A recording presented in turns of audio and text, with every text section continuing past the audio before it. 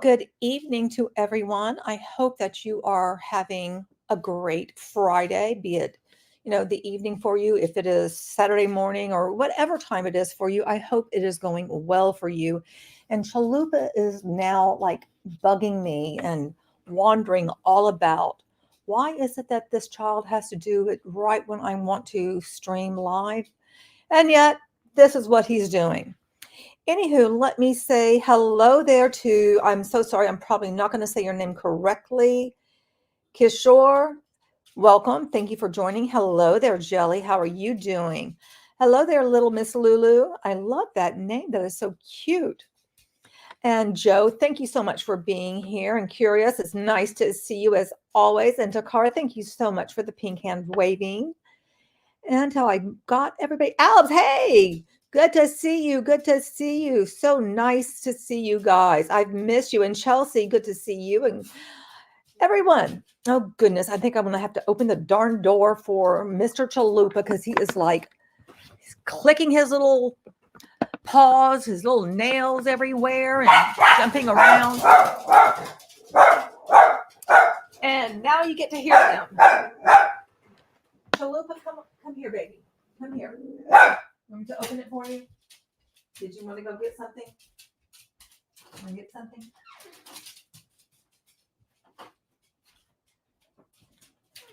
Or are you coming right back in? You're coming right back in, seriously? Okay. I'll put you up there.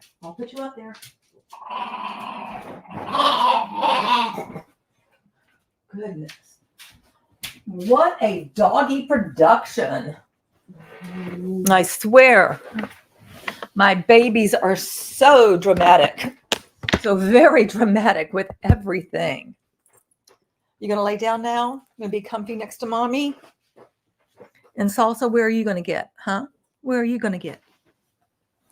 Well, some of you, or maybe all of you, I think I saw someone pop on oh, Magical Nev, how are you doing? I knew I saw someone come on. Goodness, now my laptop is like flopping over. He is being spicy. He is being very spicy, Insolent Violet. Did I say hi to you? If I didn't, well, hello. So I'm saying hi to you now if I didn't. And I do see, gosh, now, my everything is still falling over, and I think my laptop became unplugged, so I'm going to have to look at that. Baron von Munchausen, thank you for being here, my sweet. Yeah, that came unplugged. Hang on a second. My laptop came unplugged, and it does not have much juice right now. Goodness.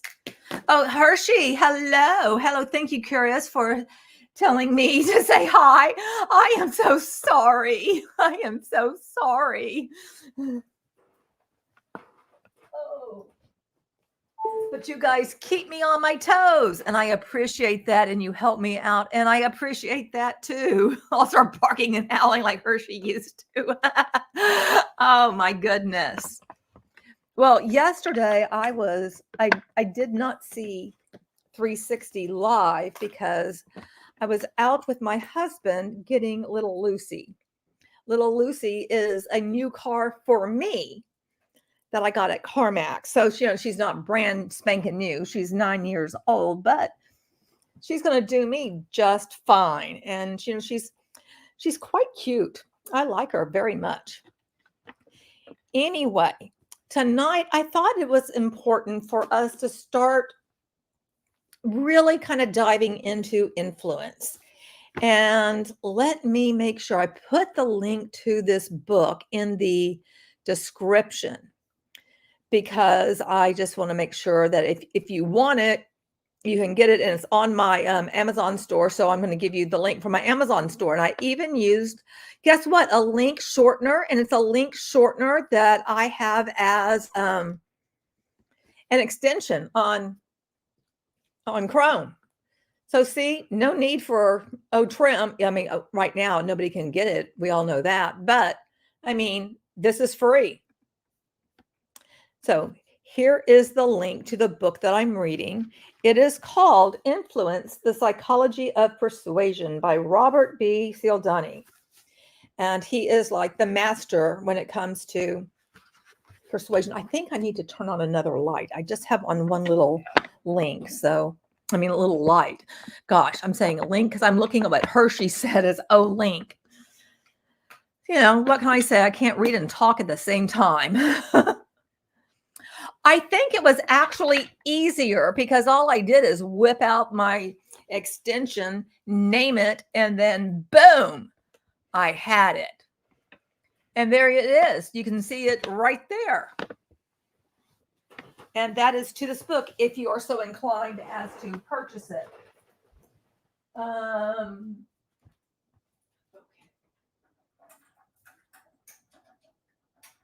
Okay, added this other lamp so that's a little bit brighter in here. Chalupa, you got to move over. Why is it that I get up and immediately one or both will just go and plop themselves exactly where I was? It's like I'm coming back. I'm coming back. You guys should know the drill. Goodness sake. Okay. Now I have more light on the matter and all of that kind of stuff.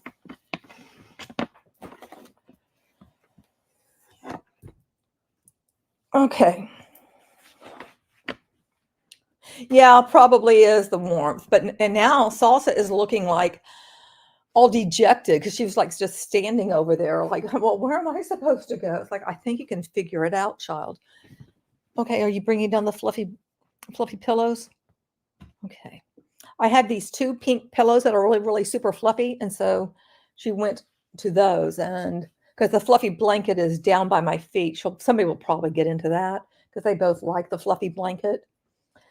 So anyway, I thought it would be a good idea for us to really look into what is influence and how it is being used and all of that. And I won't be able to read the entire book to you right now, obviously, because one, I'm going to get tired.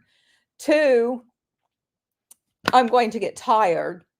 Three, I had surgery on Monday. I'm still recovering from all of that. And my neck is really bothering me right now. I meant to actually put on this little contraption, then I didn't.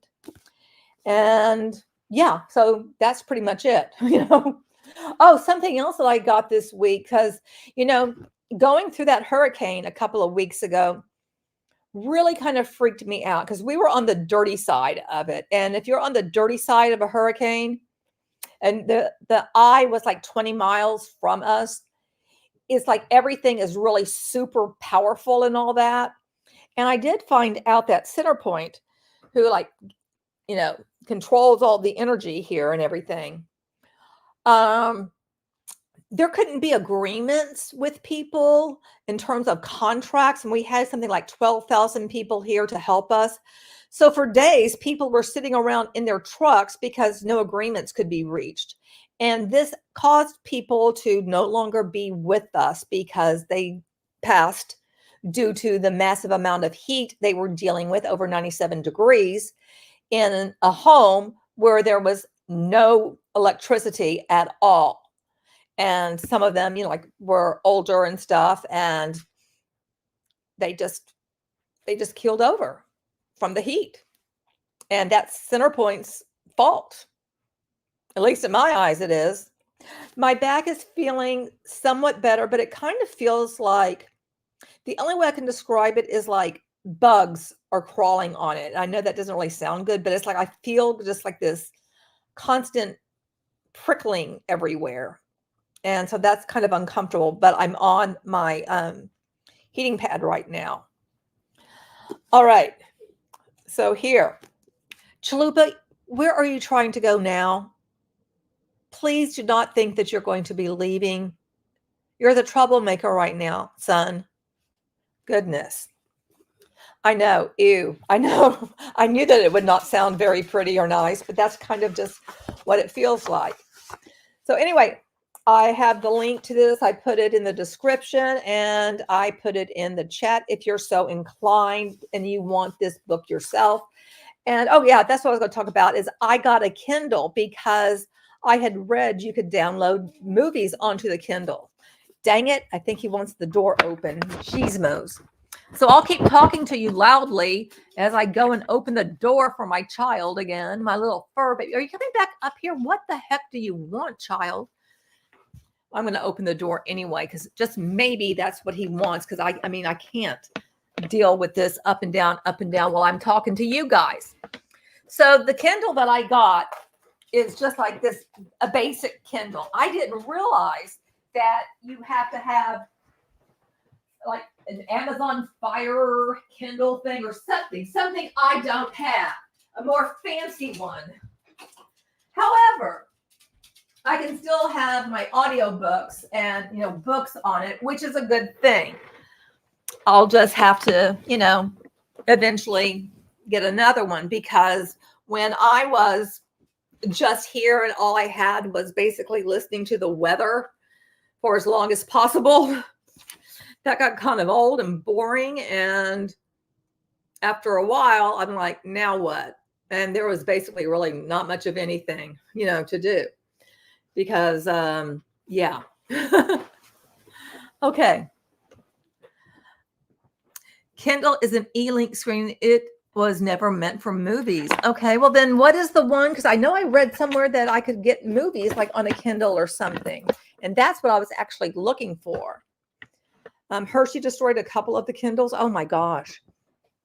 Well, I'm just glad that I actually have a Kindle, because at least like I said, I can have my audiobooks on it and stuff. And will I be able to then like listen to them? You have a black and white one. Mine is, I think, well, I have a cover on it that's purple. I was looking for a pink one, but I didn't have that. All right. I'm going to go ahead and start, and I'm going to read the introduction by Dr. Cialdini. I can admit it freely now. All my life, I've been a patsy. For as long as I can recall, I've been an easy mark for the pitches of peddlers, fundraisers, and operators of one sort or another. And I think we can all kind of relate to that, right? By an Android tablet, iPad, and watch movies. Oh, so I need to get an iPad tablet. Does that mean I have to put the iPad like on my phone plan and stuff too? Or can I use that separately? Because I have an iPhone. So you got, Mordecai, you gotta, fill me in, because I don't know. But anyway, I do have a Kindle. Yay. And Mordecai, hi to you. Thank you for joining. Curious Artist. Yeah, I think it's an Amazon Fire or a Kindle. I don't know, but I read it somewhere. Anyway, but I think we've listened to various pitches throughout our life. And this does circle back to when we're talking about unscrupulous type businesses, unscrupulous people, because they have influence. Maybe not on you or me, but we know others right now that they may be having influence on. People who join things where they're expecting at some point that they're going to be making bank. If you are picking up what I'm putting down. Anyway, true, only some of these people have had dishonorable motives, and that's key right there. Most people are not, dishonest, but the ones who are, that's who we need to look out for. The others, representatives of certain charitable agencies, for instance, have had the best of intentions, no matter. With personally disquieting frenzy, I have always found myself in possession of unwanted magazine subscriptions or tickets to the sanitation workers' ball. Probably this long-standing status as sucker accounts for my interest in the study of compliance. Just what are the factors that cause one person to say yes to another person? And which techniques most effectively use these factors to bring about such compliance? I wondered why it is that a request stated in a certain way will be rejected, while a request that asks for the same favor in a slightly different fashion will be successful. Do you guys, see how this relates? I don't think they know what they're expecting anymore. Well, you know what? I can say there's a whole bunch of people that have no idea of what's going on or what to do. That much I can say. But there's a lot of stuff I can't say right now. And there's stuff that I will never be able to say. So there's just that. And you just have to trust and believe that when I do say things, it's because I do have the information and I do have the way to back it up. And if you ever see anybody making a claim of what I have or don't have or anything, unless, and I feel like I sound like Ash, but literally, I will tell you guys, I will let you know. I am not going around and just, like, I'm not using a water hose to tell people stuff. I have to keep it very close to me so that I can maintain trust with others. If you're picking up what I'm throwing down here. Okay, now where was I? Okay, there I found myself. So that's what I when I read this last part about the request, I kind of think about that in terms of on passive as who said yes to whom and what was said to them so that they did say yes, as opposed to what other people may have said and people said no. And then it makes me think about when I was a hun, I'm probably saying things in a way that people are just going to automatically say no because I'm not using the dark psychology, basically. So in my role as an experimental social psychologist, I began to do research into the psychology of compliance. And compliance, you think about right now with the founders who just say yes to whatever they're told by the leaders, the people that they see on screen all the time, and by Ash. They trust and believe those people and they will be compliant. Now, I do know there are others who are really questioning things, as they should. At first, the research took the form of experiments performed, for the most part, in my laboratory and on college students. I wanted to find out which psychological principles influence the tendency to comply with a request. Right now, psychologists know quite a bit about these principles, what they are, and how they work. I have characterized such principles as weapons of influence and will report on some of the most important in the upcoming chapters. Hey, Steamship, how are you doing? Steamship, it relates to it. But what I'm speaking about is a book that's all about influence. And I am bringing it back in terms of unpassive. After a time, though, I began to realize that the experimental work, while necessary, wasn't enough. It didn't allow me to judge the importance of the principles in the world beyond the psychology building and the campus where I was examining them. It became clear that I was to understand fully the psychology of compliance. I would need to broaden my scope of investigation. I would need to look to the compliance professionals, the people who have been using the principles on me all my life. They know what works and what doesn't. The law of survival of the fittest assures it. Their business is to make us comply. Their livelihoods depend on it. Those who don't know how to get people to say yes soon fall away. Those who do stay and flourish. And that goes on with anyone involved in something where they're getting people to join them. Because those that, and this makes me think of like Igor Alberts, who was one of the top people in OneCoin. he sure knows how to get people to say yes. And he's done it again and again and again and again. And he's made, according to Business for Home, thanks to Teddy Boy and Igor submitting stuff, paying Ted to post this, he is the person that has made the most money after only from Dexter Yeager, the Yeager Group. So that's why I bring up Igor. And I mean, I've done a video on him, and I find him to be a very interesting character.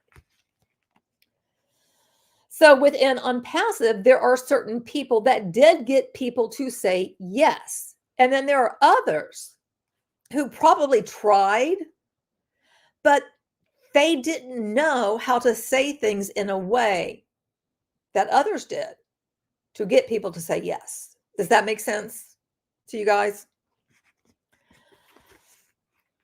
Of course, the compliance professionals aren't the only ones who know about and use these principles to help them get their way.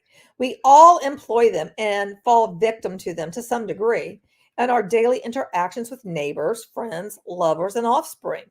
But the compliance practitioners have much more than a vague and amateurish understanding of what works than the rest of us have.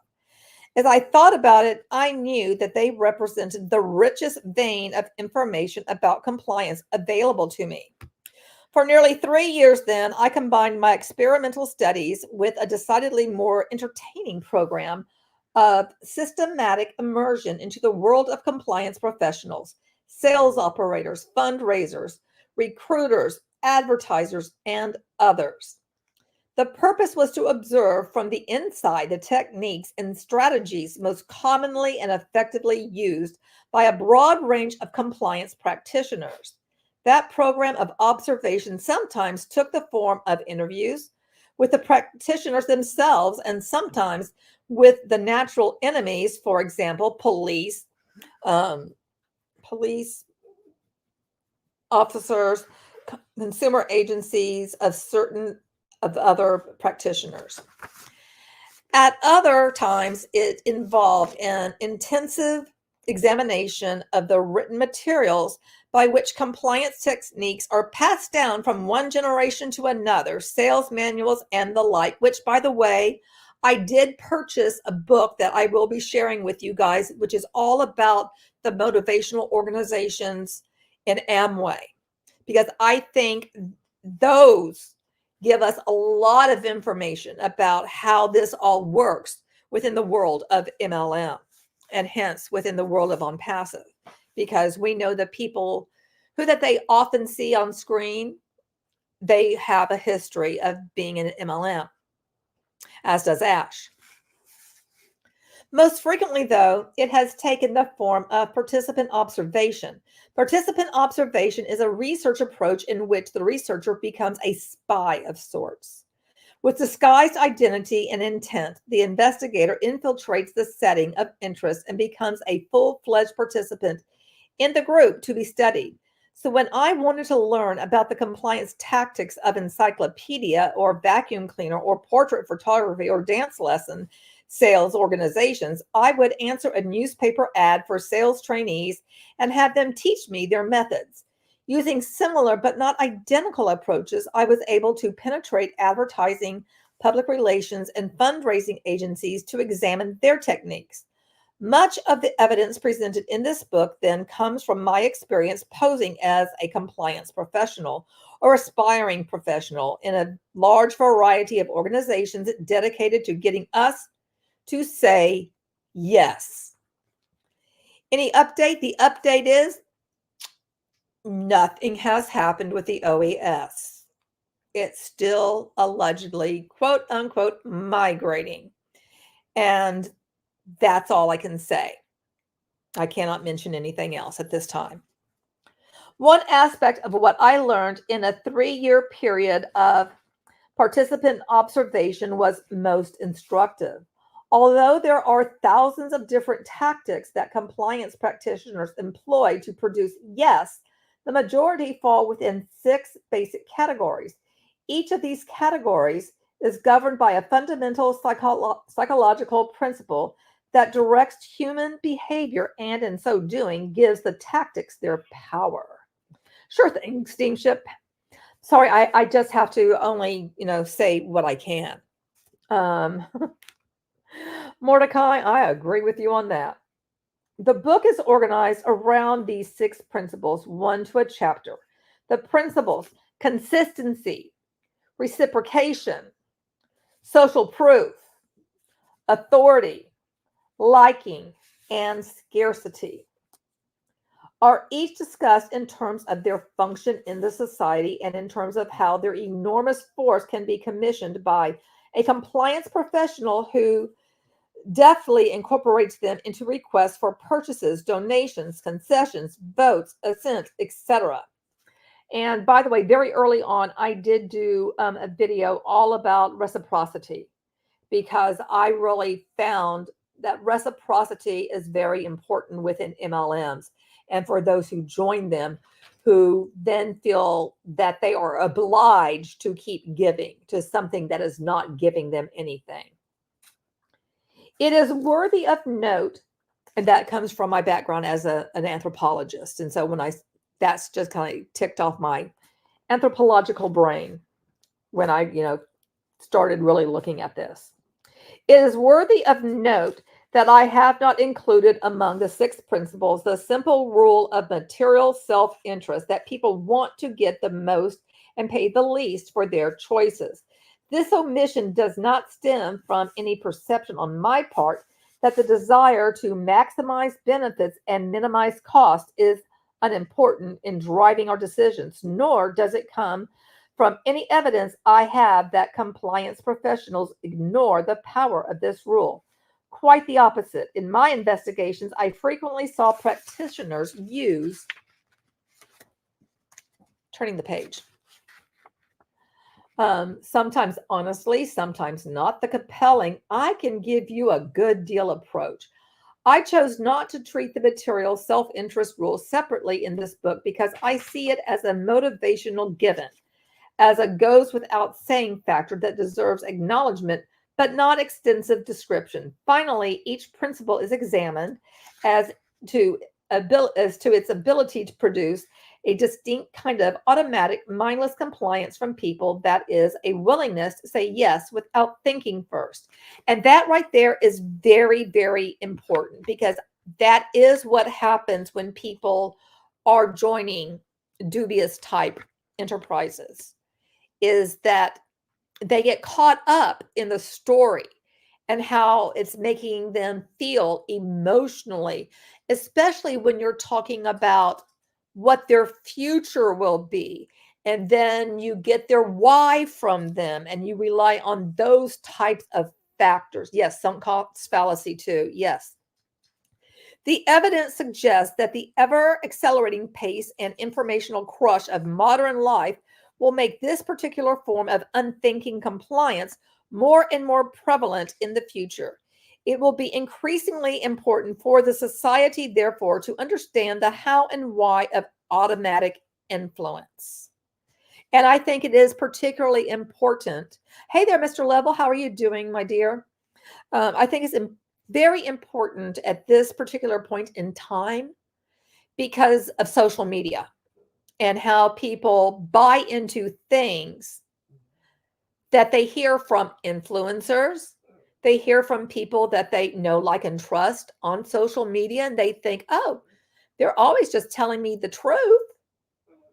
Well, Chalupa, I don't know why you are crying down there, but you're going to have to just, suck it up, buddy. Goodness. But, with what we have all been watching, what happens and everything with on passive, I think you can see that people automatically, and like in the past 360, which I really focused in just on what Ash said, which was a whole nothing burger.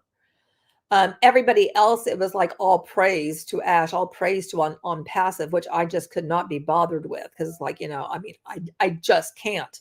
I can't suffer through listening to much of that because I find it so tiring and so annoying to hear the same thing, because I want to grab these people and shake them and say, wake up. But then some of the ones that are actually talking are part of the problem too, because they are the ones that got people to say yes due to this automatic influence. It has been some of the time since, at least that's my opinion of what I believe, It has been some time since the first edition of Influence was published. In the interim, some things have happened that I feel deserve a place in this new edition. First, we now know more about the influence process than before. The study of persuasion, compliance, and change has advanced, and the pages that follow have been adapted to reflect that progress. In addition to an overall update of the material, I have included a new feature that was stimulated by the response of prior readers. The new feature highlights the experiences of individuals who have read Influence, recognized how one of the principles worked on or for them in a particular instance, and wrote to me describing the event.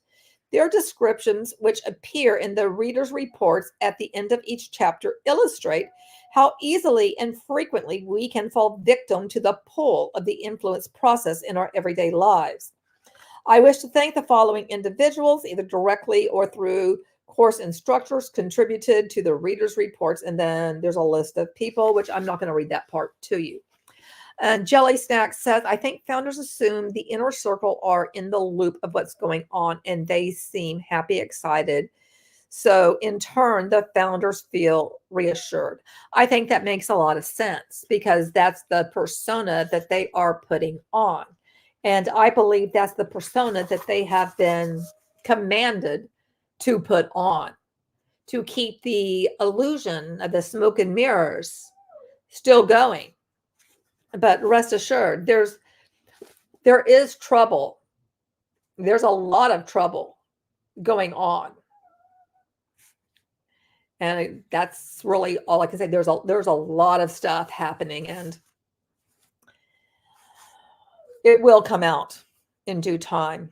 Baron von Munchausen says, we have Lord Ash at the top, surrounded by his holy founders, who are the gatekeepers to the bread of life, is the unpassive ecosystem. I love how you put that.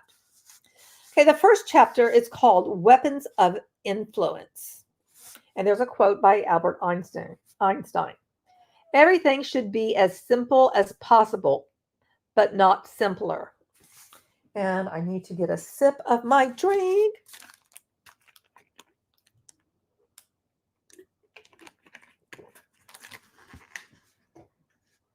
Hang on. I just got a message.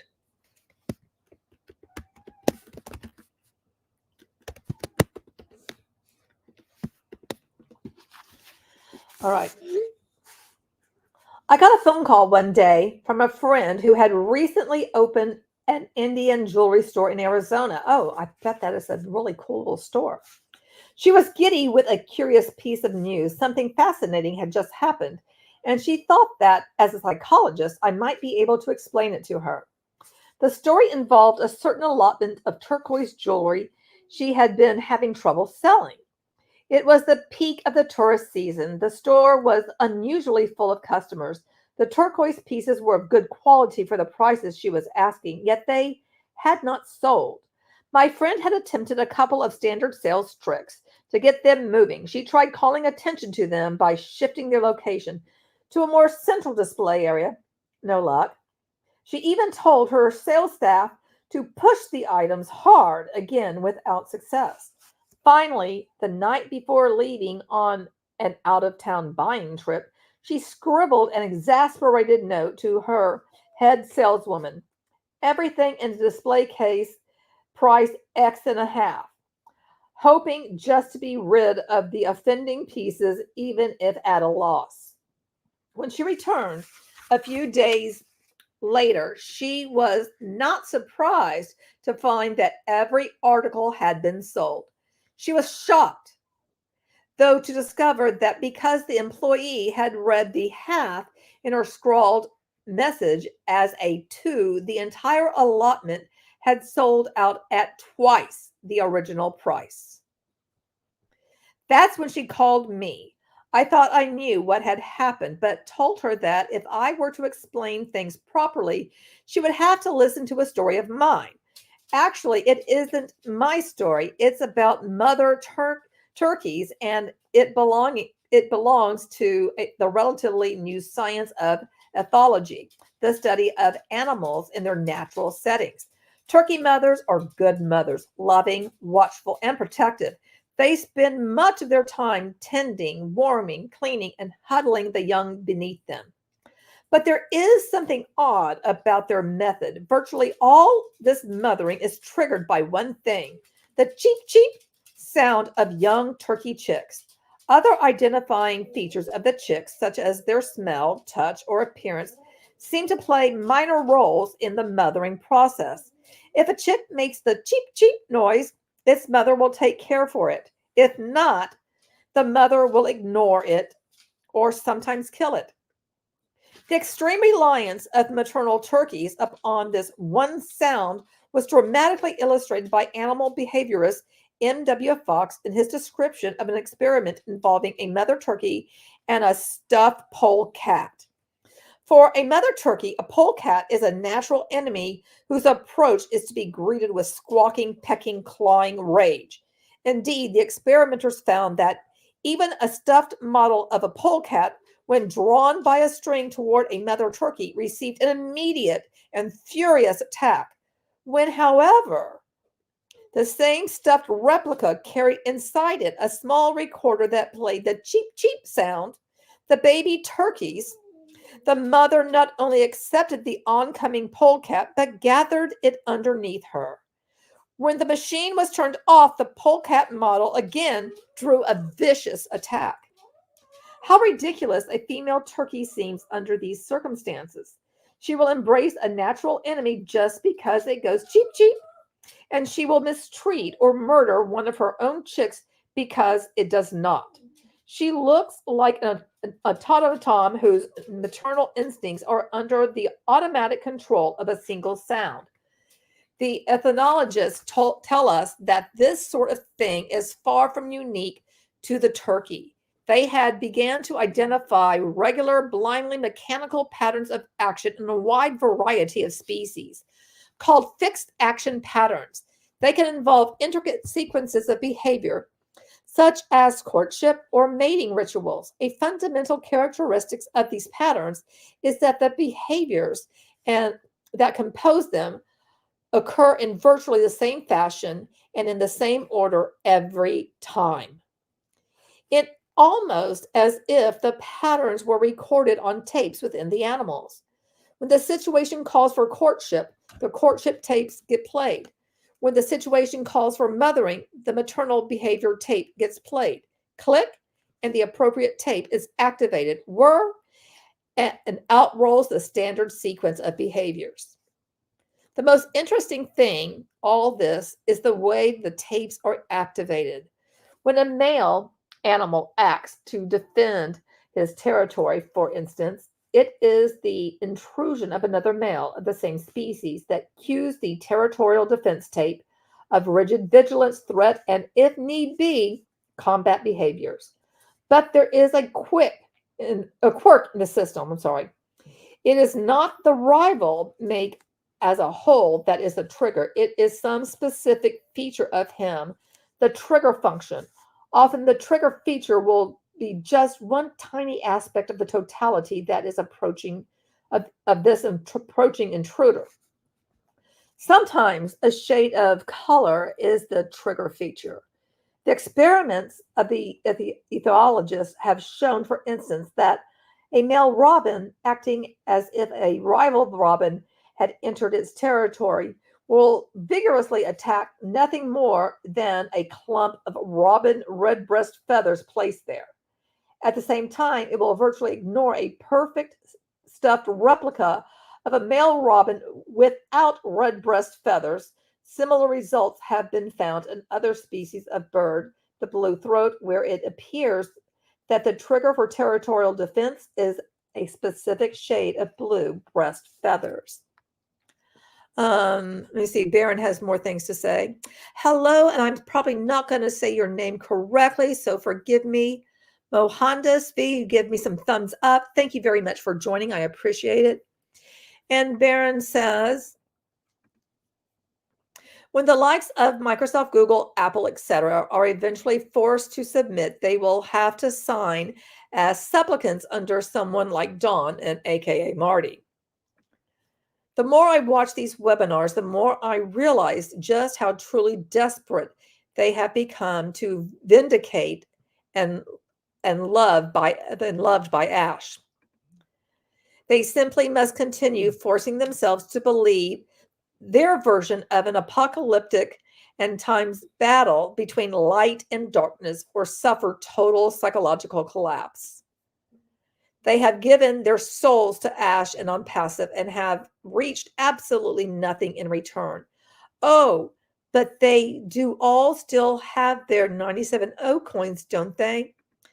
Well, and I think with what you said, to me, is going to lean back into reciprocity because they have been given this alleged chance that is going to change their life forever. They are reciprocating by continuing the belief that it will. And again, this is going back into my anthropological, background.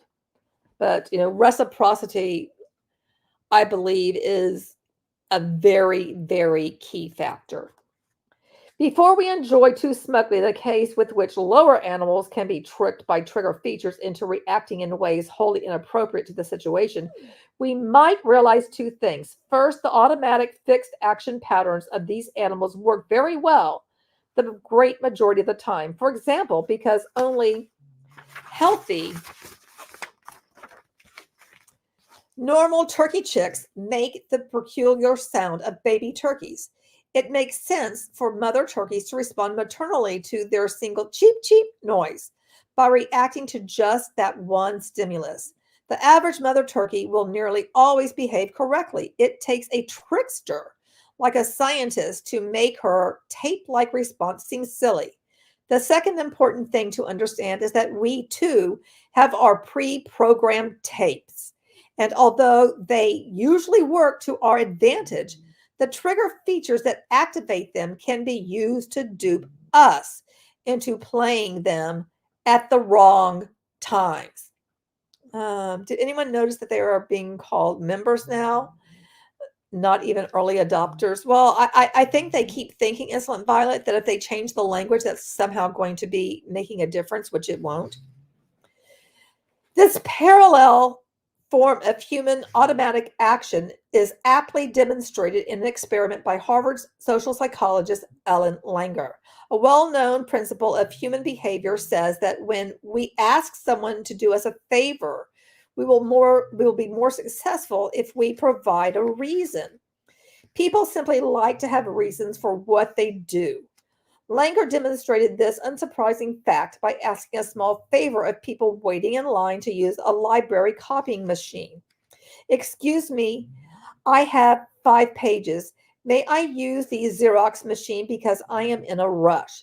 The effectiveness of this request plus reason was nearly total. 94% of those asked let her skip ahead of them in line. Compare this excuse rate to the results when she made the request, only excuse me, I have 5 pages. May I use the Xerox machine? That's really interesting. Under those circumstances, only 60% of those asked complied. At first glance, it appears that the crucial difference between the two requests was the additional information provided because I'm in a rush. But a third type of request tried by Langer showed that this was not the case. It seems that it was not the whole series of words, but the first one, because that made the difference. Instead of including a real reason for compliance, Langer's third type of request used the words because and then added nothing new, merely restated the obvious. Excuse me, I have 5 pages. May I use the Xerox machine because I have to make some copies? The result was that once again, nearly all, 93%, agreed, even though no real reason, no new information was added to justify their compliance. Just as the cheep, cheep sound of turkey chicks triggered an automatic mothering response from maternal turkeys, even when it emanated from a stuffed polecat, so too did the word because trigger an automatic compliance response from language subjects, even when they were given no subsequent reasons to comply. Click, were. Although some of Langer's additional findings show that there are many situations in which human behavior does not work in a mechanical tape activated way, what is astonishing is how often it does. For instance, consider the strange behavior of those jewelry store customers who swooped down on an allotment of turquoise pieces only after the items had been mistakenly offered at double the original price. I can make no sense of their behavior unless it is viewed in click-were terms. The customers, mostly well-to-do vacationers with little knowledge of turquoise, were using a standard principle, a stereotype to guide their buying. Expensive equals good. Thus, the vacationers who wanted good jewelry saw the turquoise pieces as decidedly more valuable and desirable when nothing about them was enhanced but the price. Price alone had become a trigger feature for quality, and a dramatic increase in price alone had led to the dramatic increase in sales among the quality hungry buyers. Click, were. It is easy to fault the tourists for their foolish purchase decisions, but a close look offers a kinder view. These were people who had been brought up on the rule, you get what you pay for, and who had seen that rule become borne out over and over in their lives. Before long, they had translated the rule to mean expensive equals good.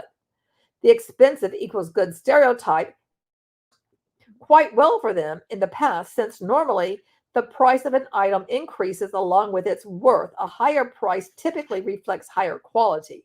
So when they found themselves in the position of wanting good turquoise jewelry without much knowledge of turquoise, they understandably relied on the old standby feature of cost to determine the jewelry's merits.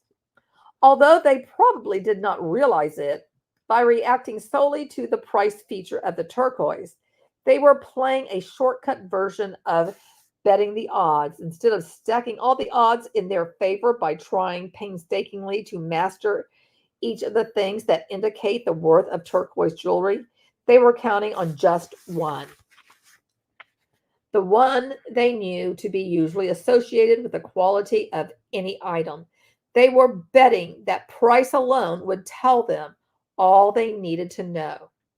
This time, because someone mistook a 1/2 for a 2, they bet wrong.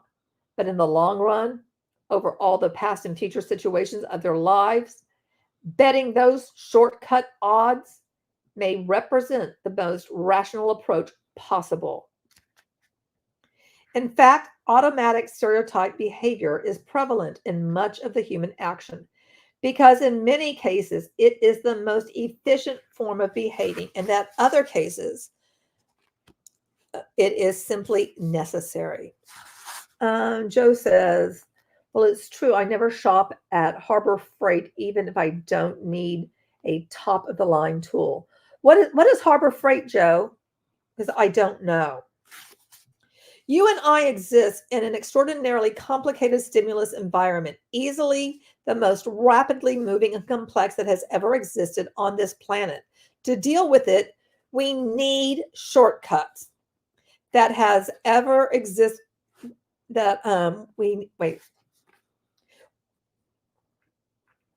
Easily the most rapidly moving and complex that has ever existed on this planet. To deal with it, we need shortcuts. Okay, I was misreading something. Sorry about that. I actually need to turn on the overhead.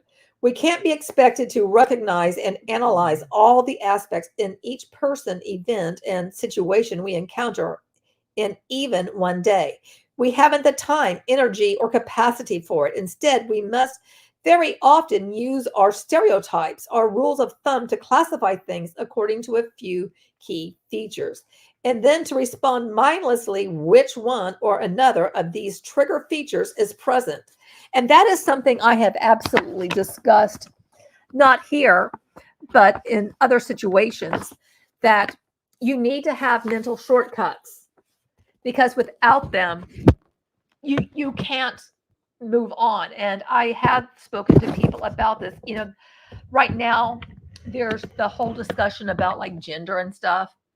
We have mental shortcuts: male, female, male, female. That's what we've been brought up in. We put things in categories because our brain needs to pare things down so we can make quick decisions on things, because otherwise we would be spending an inordinate amount of time trying to figure things out, and we don't have time for that.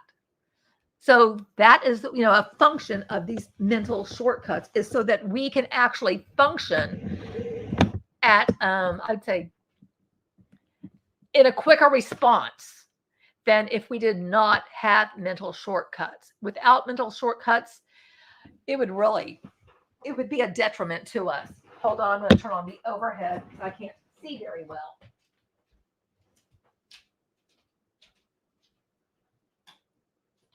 Oh my goodness, that is so much better.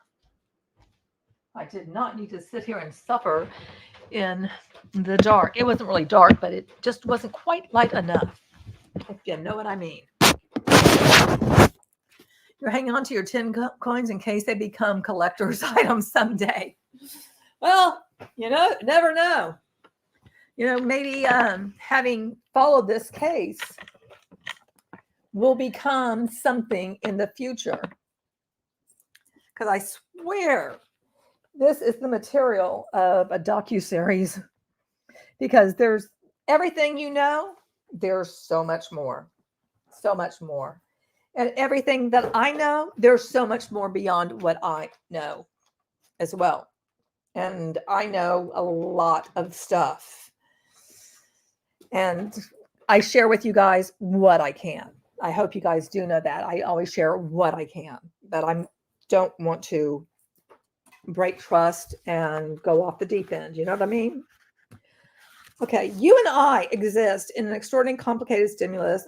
I think I said that. We can't be expected to recognize and analyze all aspects in each person, event, and situation we encounter in even one day. We haven't the time, energy, or capacity for it. Instead, we must very often use our stereotypes, our rules of thumb. I may have just read this, but I'm reading it again, to classify things according to a few key features, and then to respond mindlessly with one or another of these trigger features is present. Sometimes the behavior that unrolls will not be appropriate for the situation because not even the best stereotypes and trigger features work every time. But we accept their imperfection since there is really no other choice. Without them, we would stand frozen, cataloging, apprising, and calibrating as the time for action sped by and away. And from all indications, we will be relying on them to an even greater extent in the future as the stimuli saturating our lives continue to grow more intricate and variable. We will have to depend increasingly on our shortcuts to handle them all. The renowned British philosopher Alfred North Whitehead recognized this inescapable quality of modern life when he asserted that civilization advances by extending the number of operations we can perform without thinking about them. Take, for example, the advance offered to civilizations by the discount coupon, which allows consumers to assume that they will receive a reduced purchase price by presenting the coupon.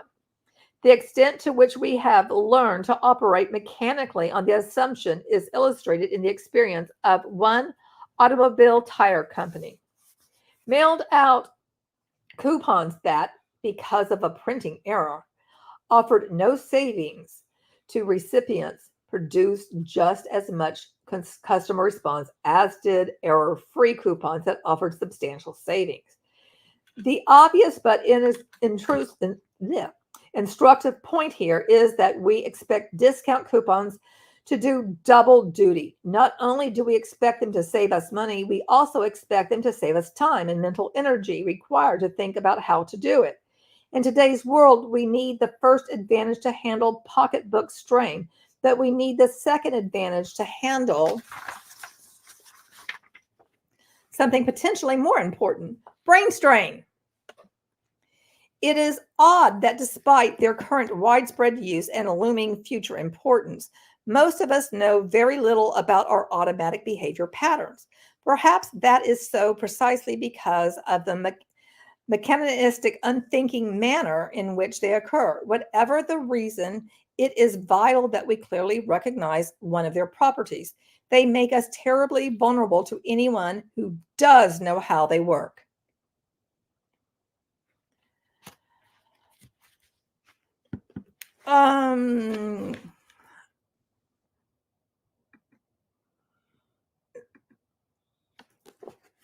Okay.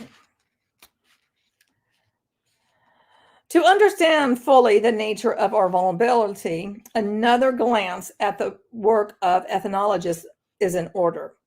It turns out that these animal behaviorists, with their recorded cheep cheeps and their clumps of colored breast feathers, are not the only ones who have discovered how to activate the behavior tapes of various species.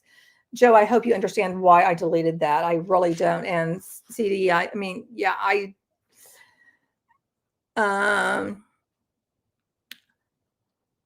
don't want anything about anything actual to be mentioned. I mean, if you can use other types of things, think of Match Game and how people were able to say things in very clever ways without using exact words.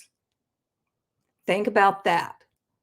So be creative with how you say things, because I will delete comments if I see something that I don't want said, okay? So any of my mods, you see anything that is like using the, actual with an S at the front, don't let that comment stand. I don't want that kind of stuff in chat or brought over here, okay? Because we are here to actually help the founders and stuff. I don't want any kind of, I'm trying to think of a way to say it. Something that would be offensive to them to be here. So that's why I'm kind of, I don't want that.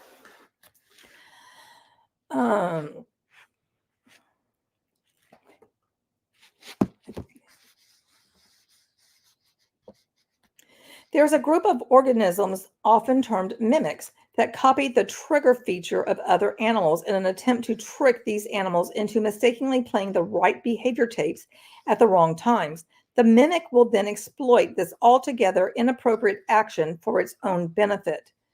Take, for example, the deadly trick played by a killer females of one genus of firefly on the males of another firefly genus. Understandably, the male group scrupulously avoid contact with the bloodthirsty females of this other group, which I can't pronounce what they're called, so that's why I'm kind of like saying something else. But through centuries of experience, the female hunters have located a weakness in their prey, a special blinking courtship code by which members of the victim species tell one another they are ready to mate. Somehow, this female has cracked the courtship code of that male.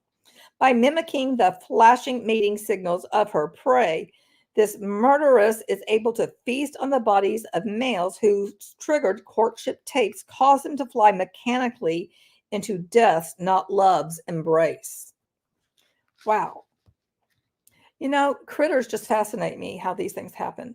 Insects seem to be the most severe exploiters of the automaticity of their prey.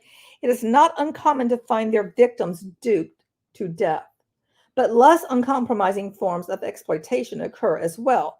There is, for instance, a little fish, the saber-toothed blemmy, never heard of that, that takes advantage of an unusual program of cooperation worked out by members of two other species of fish. The cooperating fish form a Mutt and Jeff team consisting of a large grouper fish on the one hand and a much smaller type of fish on the other. The smaller fish serves as a cleaner to the larger one, which allows the cleaner to approach it and even enter its mouth to pick off fungus and other parasites that have attached themselves to the big fish's teeth or gills. It is a beautiful arrangement. The big grouper gets cleaned of harmful pests, and the cleaner fish gets an easy dinner. The larger fish normally devours any other small fish foolish enough to come close to it. But when the cleaner approaches, the big fish suddenly stops all movement and floats open-mouthed and nearly immobile in response to an undulating dance that the cleaner performs. This dance appears to be the trigger feature of the cleaner that activates the dramatic passivity of the big fish.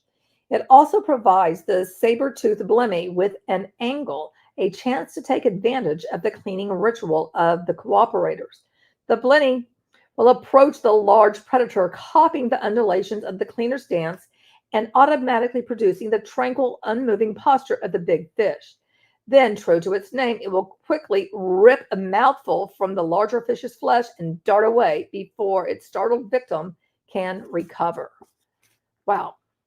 And, that kind of makes me think of also in terms of humans, con men are able to, get something from someone really quick and get away.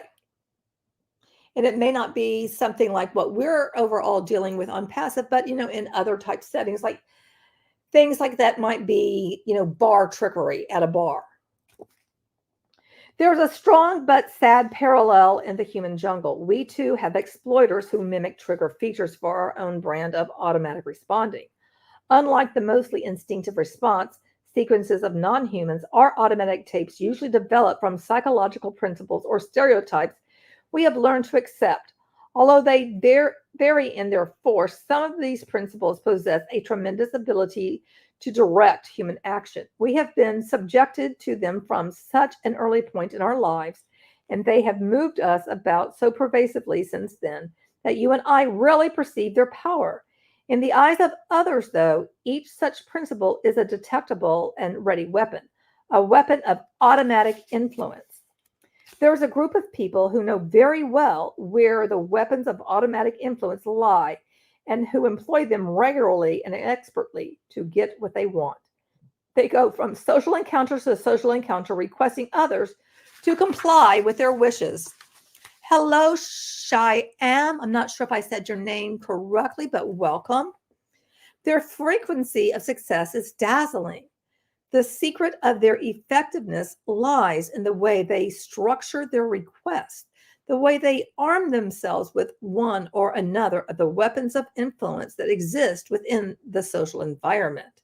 To do this may take no more than one correctly chosen word that engages a strong psychological principle and sets an automatic behavior tape rolling within us, and trust the human exploiters to learn quickly exactly how to profit from our tendency to respond mechanically according to these principles. Remember my friend, the jewelry store owner? Although she benefited by accident, the first time it did not take her long to begin exploiting the expensive equals good stereotype regularly and intentionally. Now, during the tourist season, she tries to speed the sale of items that have been difficult to move by increasing its price substantially. She claims that this is marvelously cost-effective. When it works on an unsuspecting vacationers, as it frequently does, it results in an enormous profit margin. And even when it is not intentionally successful, she can mark the price reduced from and sell it at its original price while still taking advantage of the expensive equals good reaction to the inflated figure.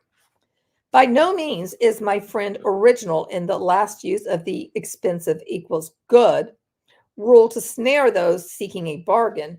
Culturalist and author Leo Rothstein gives the example of the Drubeck brothers, Sid and Harry, who owned a men's tailor shop in Rothstein's neighborhood while he was growing up in the 1930s.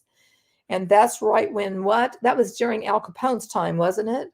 Wasn't he around in the 30s, the gangsters in Chicago? I find the criminal families of the 30s, just organized crime families, to be very, very fascinating. And you can learn a lot by them and how they were caught. And that's a hint to you guys. Whenever the salesman Sid had a new customer trying on suits in front of the shop's three-sided mirror, he would admit to a hearing problem, and as they talked, he would repeatedly request that the man speak more loudly to him. Once the customer had found a suit he liked and had asked for the price, Sid would call to his brother, the head tailor, at the back of the room. "Harry, how much for this suit?" Looking up from his work and greatly exaggerating the suit's true price, Harry would call back, "For that beautiful all-wool suit, $42. Pretending not to have heard and cupping his hand to his ear, Sid would ask again. Once more, Harry would reply, $42. At this point, Sid would turn to the customer and report, "He says $22. Many a man would hurry to buy the suit and scramble out the shop with the expensive equals good bargain before poor Sid discovered the mistake. There are several components shared by most of the weapons of automatic influence to be described in this book. We have already discussed two of them, the nearly mechanical process by which the power within these weapons can be activated, and the consequent exploitability of this power by anyone who knows how to trigger them. A third component involves the way that the weapons of automatic influence lend their force to those who use them. It's not that these weapons, like a set of hefty clubs, provide a conspicuous arsenal to be used by one person to bludgeon another into submission.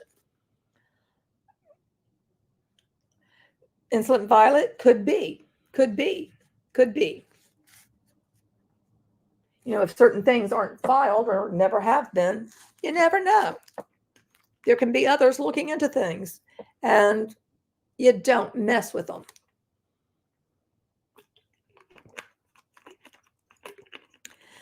Okay. The process is, I'm sorry, I had to take a sip of my Gatorade. I'm drinking some orange Gatorade.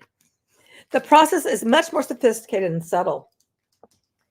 With proper execution, the exploiters need harshly strain a muscle to hardly strain, not harshly strain, hardly strain a muscle to get their way. All that is required is to trigger the great stores of influence that already exist in the situation and direct them toward the intended target. In this case, the approach is not unlike that of the Japanese martial art form called jujitsu. A woman employing jujitsu would utilize her own strength only minimally against an opponent. Instead, she would exploit the power inherent in such naturally present principles as gravity, leverage, momentum, and inertia. If she knows how and where to engage the action of these principles, she can easily defeat a physically stronger rival. And so it is for the exploiters of the weapons of automatic influence that exist naturally around us. The exploiters can commission the power of these weapons to use against their targets while exerting little personal force. This last feature of the process allows the exploiters an enormous additional benefit, the ability to manipulate without the appearance of manipulation. Even the victims themselves tend to see their compliance as determined by the action of natural forces, rather than by the design of the person who profits from that compliance. An example in this order, there is a principle of human perception, the contrast principle, that affects the way we see the difference between two things that are presented one after another. Simply put, if the second item is fairly different from the first, we will tend to see it as more different than it actually is. So if we lift a light object first, then lift a heavy object, we will estimate the second object to be heavier than if we lifted it without first trying the lighter one. And so that you guys, anything that I mentioned that I gave you a hint, let's not bring that too much into the conversation. Okay. And so I'm going to remove those for that reason, not because, it's just so that you just keep this bee in your bonnet. I want you to keep your bee in your bonnet, but let's not, bring it to light too much.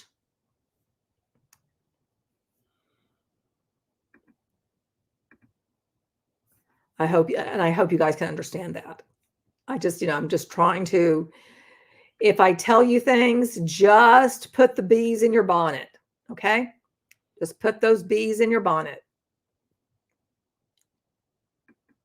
Oh, oops. I didn't mean to do that. Joe, I'm sorry. I accidentally put you in timeout. I didn't mean to do that. I couldn't hit the right thing. So I apologize to you in advance. Hang on a second.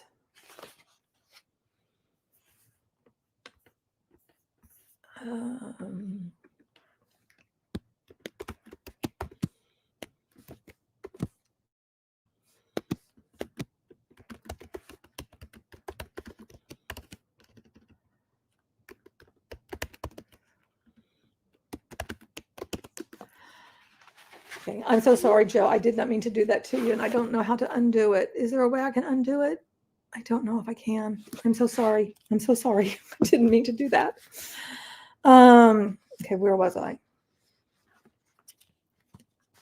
Simply put, if the second item is fairly different from the first, we will tend to see it as more different than it actually is. So if we lift a light object first and then lift a heavy object, we will estimate the second object to be heavier than we lifted it first without trying the light one. I think I already read that to you guys. Sorry. But then I accidentally put Joe in timeout. The contrast principle is well established in the field of psychopathics and applies to all sorts of perceptions besides weight. If we are talking to a beautiful woman at a cocktail party and they are then joined by an unattractive woman, the second woman will strike us as less attractive than she actually is. In fact, studies done on the contrast principle at Arizona State and Montana State universities suggest that we may be less satisfied with the physical attractiveness of our lovers because of the way the popular media bombard us with examples of unrealistically attractive models. Goodness, think of Instagram. Think of Instagram and the unrealistic things that are posted there. It has skewed how ordinary people see themselves, and it has caused so much, I think, harm for people doing unrealistic diets, trying to meet an unrealistic standard that doesn't exist. Thank you, Solace Tiny Dinger. Thank you so much. Thank you for understanding. I appreciate that, sweetheart.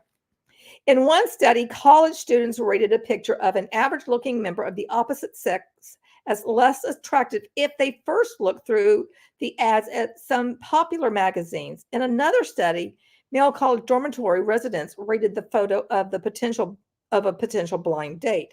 Those who did so while watching an episode of the Charlie's Angels TV series viewed the blind date as a less attractive woman than those who rated her while watching a different show.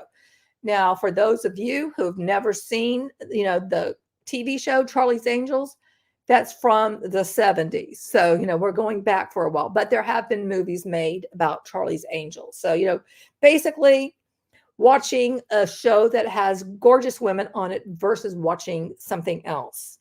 So if you see a bunch of gorgeous women and then you're going to look at a picture of your blind date, you're like, yeah, no. Isn't that weird? But, these are those triggers in us. Normal is me who times on people by mistake. We'll say, I did it to you, and I'm so sorry, sweetie. Apparently, it was the uncommon beauty of the Angels' female stars that made the blind date seem less attractive. A nice demonstration of perpetual contrast is sometimes employed by psychophysics laboratories to introduce students to the principle firsthand. Each student takes a turn in front of 3 pails of water, one cold, one at room temperature, and one hot. After placing one hand in the cold water and one hand in the hot water, the student is told to place both in the lukewarm water simultaneously. The look of amused bewilderment that immediately registers tells the story. Even though both hands are in the same bucket, the hand that has been in the cold water feels as if it now in hot water, while the one that was in the hot water feels as if it is now in cold water. The point is that the same thing, in this instance, room temperature water, can be made to seem very different depending on the nature of the event that precedes it. Wow, that's very interesting.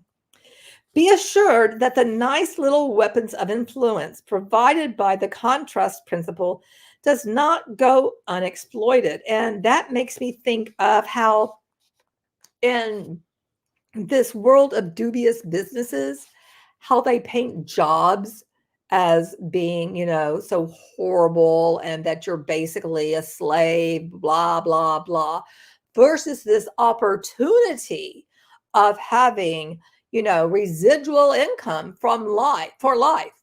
Some even saying turn $25 into 2 million, over 2 million a month for life, after maybe poo-pooing an actual job. Well, then, it's going to paint that offering of like, oh, wow, I could do that. And it becomes very, very enticing. The great advantage of this principle is not only that it works, but also that it is virtually undetectable. Those who employ it can cash in on its influence without any appearance of having structured the situation in their favor. Retail clothers are a good example. Suppose a man enters a fashionable men's store and says that he wants to buy a 3-piece suit and a sweater. If you were the salesperson, which would you show him first to make him likely to spend the most money? Clothing stores instruct their sales personnel to sell the costly item first. Common sense might suggest the reverse. If a man has just spent a lot of money to purchase a suit, he may be reluctant to spend very much more on the purchase of a sweater. But the clothiers know better. They behave in accordance with what the contrast principle would suggest. Sell the suit first, because when it comes time to look at sweaters, even expensive ones, their prices will not seem as high in comparison. The man might balk at the idea of spending $95 for a sweater, but if he has just bought a $495 suit, a $95 sweater doesn't seem excessive. The same principle applies to a man who wishes to buy the accessories, shirt, shoes, belt to go along with his new suit. Contrary to the common sense view, the evidence supports the contrast principle prediction.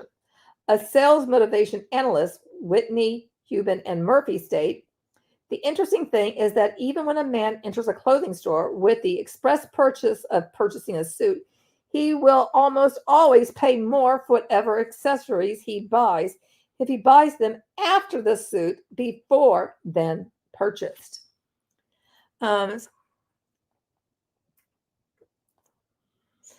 Magical Nav, you get bored and you're at home all the time? Yeah, I'm all the time. I'm at home all the time for my job too. And I would say for me, what helps me is, I think I've told you guys what I put on in the background is the Walking Dead channel. I have that playing. And hold on just a minute. I did get a message that I need to read. And we're nearly finished with this chapter.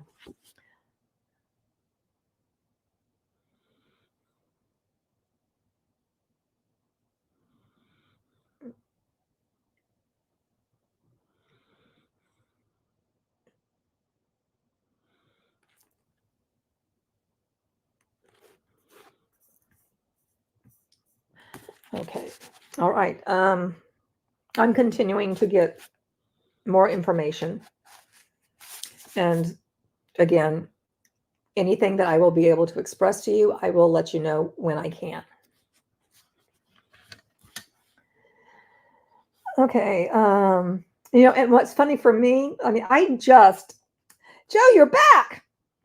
I just bought my stepson 2 suits and some ties from it. And I got suits that were on sale, ties that were on sale. I mean, it's like I look for the bargain. And then I even went to Amazon and got a few more ties that were less expensive than even the ones that I got on sale. So, I mean, I also did not go into a store because I don't want to do that. It's like, let me just go ahead and look at things. And I did the same thing with the used car I just purchased too, is that I did all my research and everything beforehand, knowing what I was getting into in advance. So, note to selves, do your research first. It is much more profitable for salespeople to present the expensive item first, not only because to fail to do so will lose the influence of the contrast principle. To fail to do so will also cause the principle to work actively against them. Presenting an inexpensive product first and following it with an expensive one will cause the expensive item to seem even more costly as a result. Hardly a desirable consequence for most sales organizations. And that's what's funny. The car that I intentionally went to go and test drive was less than the one that I purchased, not by much, not by a lot. But what I found was when I test drove the car that I thought that I wanted, I was like, oh my gosh, this thing is so massive. It felt overwhelming. And that's why I went with something else. And that was slightly more expensive, but it was also a later year than the other one I had looked at. So I think it all came out in the wash, Presenting an inexpensive product first and following it with an expensive one will cause the expensive item to even seem more costly as a result. Hardly a desirable consequence for most sales organizations. So just as it is possible to make the same bucket of water appear to be hotter or colder depending on the temperature of previously presented water, it is possible to make the price of the same item seem higher or lower depending on the price of a previously presented item. Clever use of perpetual contrast is by no means confined to clothiers. I came across a technique that engaged the contrast principle while I was investigating undercover the compliance tactics of real estate companies. And I'm going to bring up, think about when On Passive first was putting out, you could buy in at $25 and then there were other like more expensive tiers. It's like, well, you can start off here, but look how much more you get when you do this. And I think that's kind of also with the multiple products that people could buy of like, look how much more you stand to earn if you continue making purchases, even though we knew who the actual customers were. And it was not the public. At least that's what I believe. You guys may believe something different, or you may believe the same thing as me. But to me, that's what it really seems like. To learn the ropes, I was accompanying a company realty salesman on a weekend, showing houses to prospective home buyers. The salesman, we'll call him Phil, was to give me tips to help me through my break-in period. One thing I quickly noticed was that whenever Phil began showing a new set of customers potential buys, he would start with a couple of undesirable houses. I asked him about it, and he laughed. They were what he called setup properties. The company maintained a rundown house or two on its list at inflated prices. These houses were not intended to be sold to customers, but to be shown to them so that the genuine properties in the company's inventory would benefit from the comparison. Not all the sales staff made use of the setup houses, but Phil did. He said he liked to watch his prospects' eyes light up when he showed the place he really wanted to sell them after they had seen the rundown houses. The house I got them spotted for looks really great after they've looked at a couple of dumps. Automobile dealers use the contrast principle by waiting until the price for a new car has been negotiated before suggesting one option after another that might be added. In the wake of $15,000 deal, the $100 or so required for a nicety like an FM radio seems almost trivial in comparison. And see, that's why I also liked getting, a used car. Everything's already there. There was none of this, oh, would you want to add this? How about this? How about that? Nope, wasn't that. I was at CarMax, by the way. I should have bought a Crown Victoria, a great car. You drove yours into a ground? Really? Wow. Well, I think that what I got will serve me well, and it makes me feel fancy. Makes me feel fancy. And it is also something that I've never had before. I've never had anything super fancy. And my poor little laptop is just not able to charge that good. FM radio. How old is this book? Let me tell you. I'll tell you when this was published. Let me see.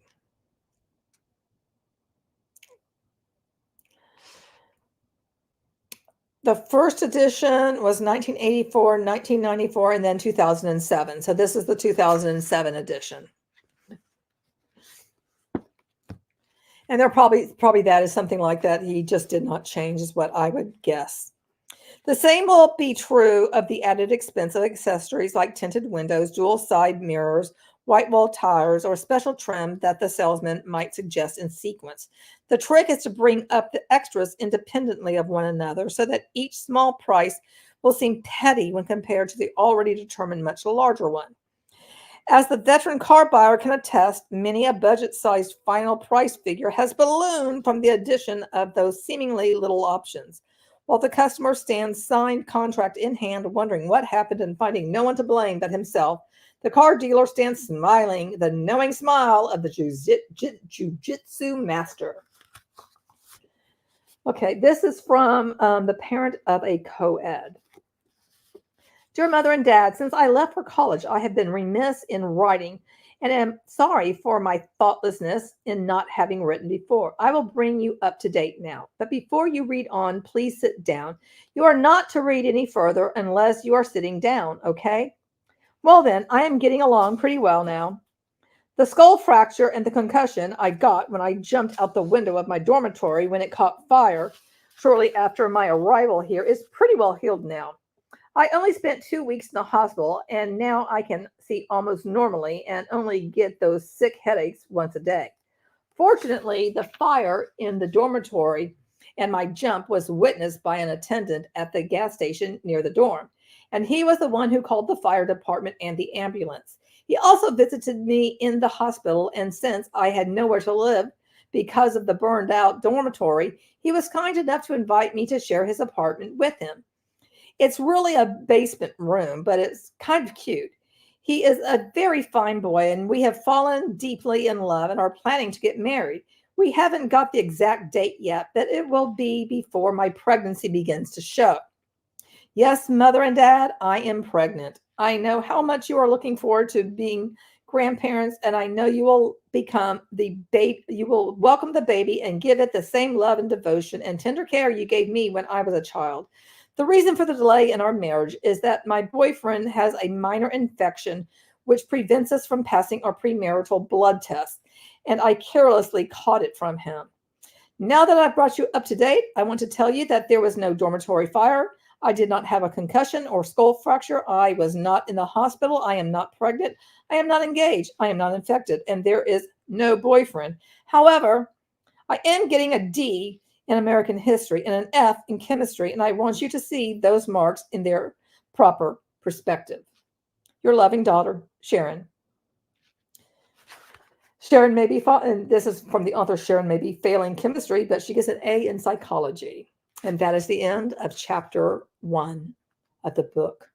And that was Weapons of Influence. So I hope that you guys did enjoy that. And I know it was not anything that was like direct on passive, but it relates to it. And it relates to how people make decisions and how people are influenced in the decisions they make. So keep that in mind. And I can also, share more of this with you. I have some other stuff from other books that I also have bought that I would like to also share with you.